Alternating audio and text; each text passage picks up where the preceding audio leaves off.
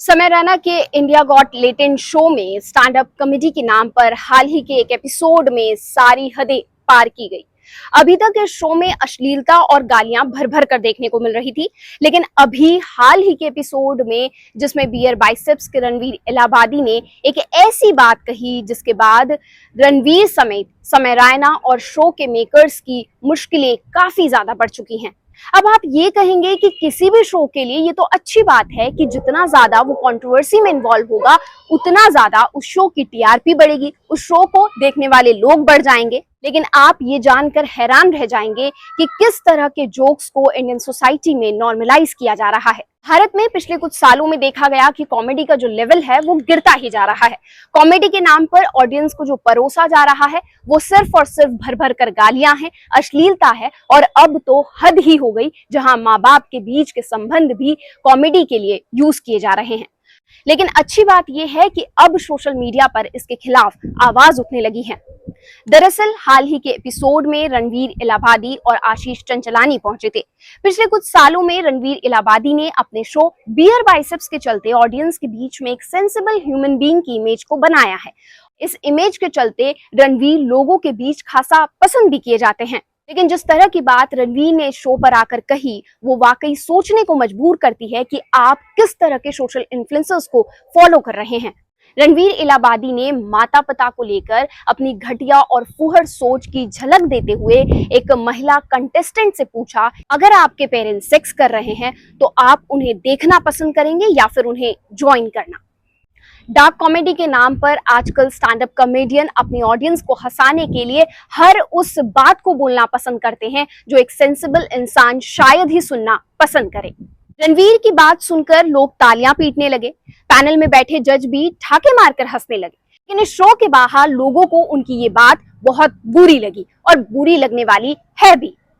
आपको बताते चलें कि रणवीर इलाहाबादी को हाल ही में देश के प्रधानमंत्री ने बेस्ट कंटेंट क्रिएटर का अवार्ड भी दिया था। रणवीर कई बड़ी हस्तियों का और पॉलिटिशियंस का इंटरव्यू भी कर चुके हैं। रणवीर इलाहाबादी ने जिस तरह की पब्लिक इमेज लोगों के बीच आज तक बनाकर रखी थी, अब वो एक रेत के किले की तरह ढह चुकी है। देश के सभी लोग एक ही सुर में रणवीर और इस तरह की डार्क कॉमेडी के खिलाफ आवाज उठा रहे हैं। रणवीर को इस देश के तमाम लोग फॉलो करते हैं और काफी पसंद भी करते थे, लेकिन मुझे नहीं लगता कि इस शो के बाद और रणवीर ने जो बातें शो में कही हैं उसके बाद अब रणवीर लोगों के बीच एक पसंदीदा सोशल मीडिया इन्फ्लुएंसर्स की इमेज बरकरार रख पाएंगे। और ऐसा होना भी चाहिए। भारत में सोशल मीडिया इन्फ्लुएंसर्स की कोई बाउंड्री ही नहीं है, वो फिर स्टैंड अप कॉमेडियन हो या फिर किसी और फील्ड का। सोशल मीडिया पर सोशल वैलिडेशन के चलते इंस्टाग्राम पर भी इसी तरह की नीचता देखने को मिलती है। इस शो के मेकर्स और पैनल के जज पर अगर सख्त कार्यवाही होती है तो आगे इन्फ्लुएंसर्स को पता चल पाएगा कि उन्हें कहां तक और कितना बोलना है और कहां पर रुकना है। इंस्टाग्राम पर तमाम सोशल मीडिया इन्फ्लुएंसर्स ऐसे हैं जो चंद व्यूज और लाइक्स के लिए वो सब कुछ कर गुजरने को तैयार हैं जो एथिकली और मोरली भी इनकरेक्ट है। सीधे और साफ शब्दों में अगर कहें तो इस समय भारत में डार्क कॉमेडी के नाम पर प्राइवेट अंगों से लेकर माँ बाप के बीच रिश्तों को फेम के लिए उछाला जा रहा है। ये कोई पहला ऐसा शो नहीं है जहां पर इस तरह की हरकत हुई है।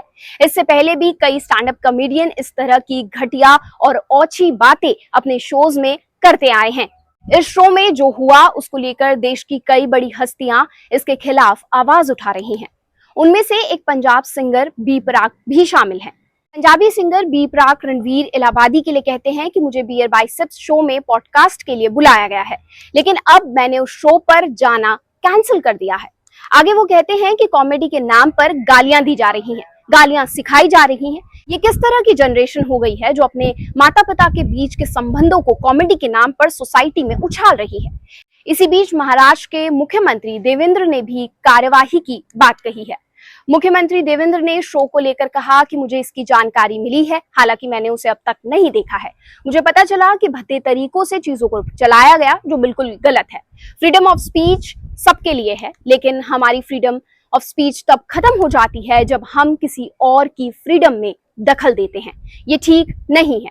हर किसी की मर्यादाएं हैं, हमने अश्लीलता के भी नियम तय किए हैं। अगर उनको कोई पार करेगा तो उनके खिलाफ सख्त कार्यवाही की जाएगी। वहीं दिल्ली में भी शिकायत दर्ज हो चुकी है। नवीन जिंदल नाम के वकील ने साइबर पुलिस और दिल्ली पुलिस में शिकायत दर्ज करवाई है। शिकायत में कहा गया कि ऐसे लोग हमारी सांस्कृतिक और सामाजिक ताने बाने को तार तार करते हैं और उनके खिलाफ कार्यवाही होना जरूरी है। इसके अलावा शिकायत में यह भी मांग की गई है कि समय रैना के इस शो को पूरी तरह से बैन किया जाए। इसको लेकर सूचना और प्रसारण मंत्रालय में भी शिकायत दर्ज कराई गई है।